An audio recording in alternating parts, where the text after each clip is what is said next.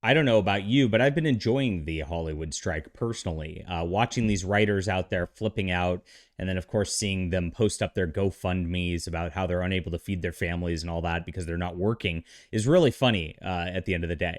And then, of course, we are stalling out a lot of what's already dying out there. If you look at the woke entertainment that has permeated through the media over the last 5 years, this kind of put a death knell in a lot of their quote progress that they were trying to push on everybody here, and slowed a lot down to the point where like these studios are going to be losing profits on these films that are already out, and they really don't have anything in the pipeline. It forces them to kind of reevaluate their position. I expect not that there's going to be any like exactly turnaround in this sort of thing because they've blacklisted everybody who's a conservative from the industry anyway. But I expect them to be a little stealthier about their woke content going forward. They're going to get a little smarter about it. The way that Netflix is One Piece put a trans actor in a leading role and then kind of just didn't say anything about it is the way that I expect things to kind of go forward. It placated a lot of the audience who would have criticized the piece otherwise. But the writer's strike is coming to an end. It looks like Hollywood and studios are reaching a tentative deal. Aww. Here it is. The strike revolved around streaming related play and AI impact. Naturally, the writers were not getting the royalties on streaming they were expecting to get, and that's been hurting them quite a bit. And then, of course, there's a bunch of AI related content that's out there these days, and they want to prevent that from happening. We'll see how long that ends up lasting. It's only a 3-year contract. It's got to be approved by the WGA leadership and members.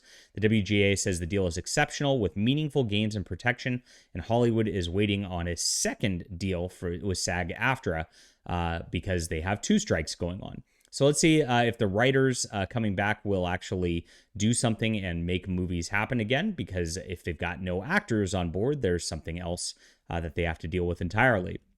Now, these studios are already hurting, and we know this. And without new content, they're going to be hurting even further. It's very interesting to watch what goes on here. Now, a lot of the actors' stuff that happens on this, they can still make animated films. So if that goes on for longer, we're going to see a wealth of animated content coming out. The writer's strike kind of prevented that too. But with the actors, of course, we saw this the last time they did this. There was all this cool innovation in animated film because none of that actually applies with the Actors Guild here.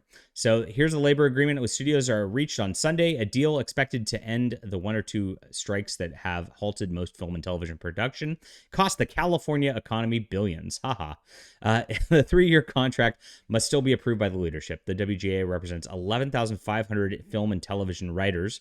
And this is interesting. So they were out there having all these writers out there, but of course the studios really didn't go to outside writers. They have to deal with this guild for some reason.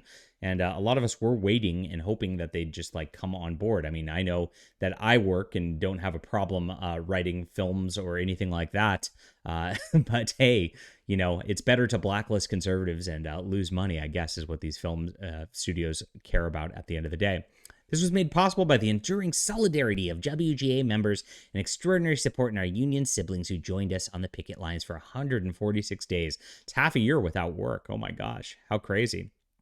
It will not return Hollywood to business as usual because the actors are still on strike, which is pretty funny. Writers walked off the job on May 2nd after negotiations reached an impasse, and that's it. We stuck it out, they said. This union is a union industry. It's about people that make actual product and makes these companies billions of dollars.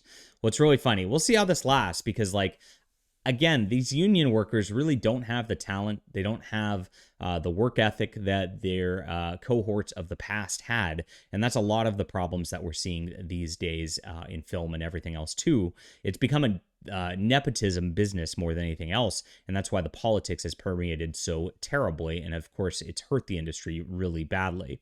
Maybe at some point, these studios will figure out that they need to make money, that they need to actually appeal to audiences outside of their just like extreme leftist core, because half of America doesn't want to put up with this stuff any longer. But until that happens, we're just going to see the more of the same. And we'll see how this impacts things. And we'll see if the writers will come back with a penchant to try to actually make money for their films rather than actually trying to lose these studios money with their woke politics. Leave a comment down below with what you think about this. Hit that like and subscribe button. We'll be back soon.